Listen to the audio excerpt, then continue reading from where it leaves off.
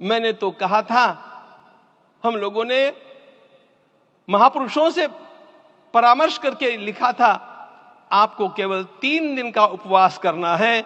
आपने 11 दिन का संपूर्ण उपोषण किया। हमने 11 दिन एक भुक्त रहने के लिए कहा था, उन्होंने अन्न का ही त्याग कर दिया। महाभारत में कहा गया है, अनशन यह सबसे बड़ा तप है, अनशन। और उसको उनके जीवन में साकार होते हुए मैंने केवल देखा नहीं, मैं थोड़ा तार्किक हूं।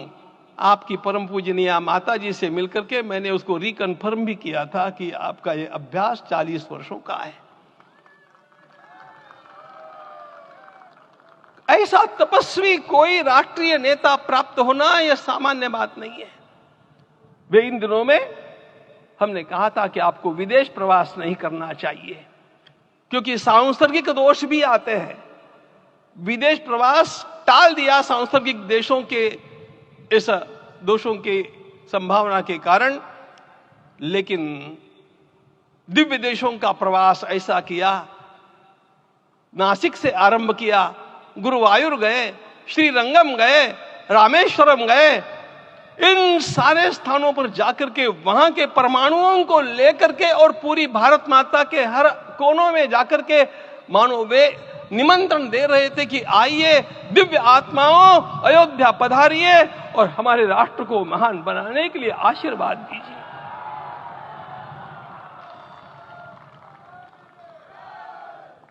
हमने केवल कहा था 3 दिनों तक आपको भूमि शयन करना चाहिए। 11 दिनों से आप भूमि शयन कर रहे हैं। इस कड़कड़ाती ठंड में इस प्रकार का शयन करना, मित्रों,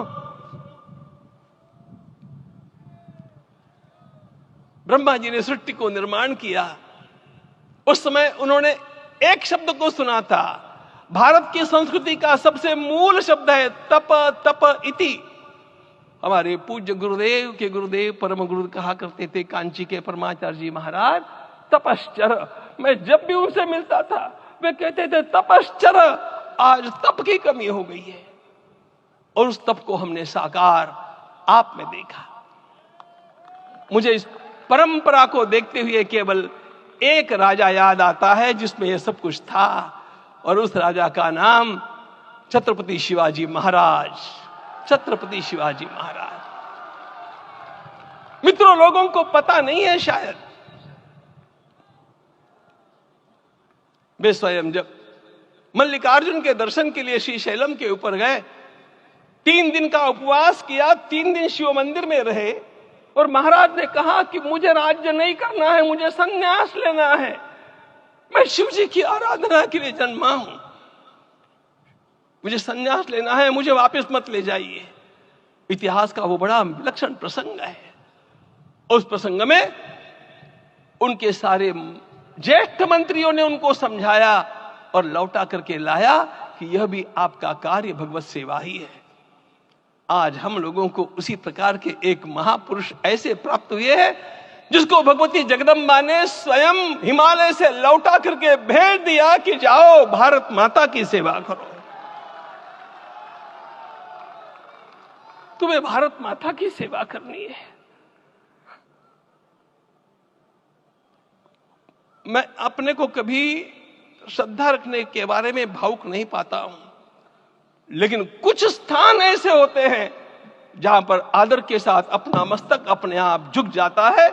ऐसा एक स्थान हम लोगों को उच्च पदस्थ इस राजर्षि ने जब दिखाया तो मुझे छत्रपति शिवाजी महाराज के गुरु समर्थ रामदास स्वामी महाराज की याद आ गई। उन्होंने शिवाजी का वर्णन किया, निश्चयाचा महामेरु, निश्चयाचा महामेरु, बहुत जनासी आधारू, अखंड स्थितिता निर्धारू, श्रीमंत योगी, श्रीमंत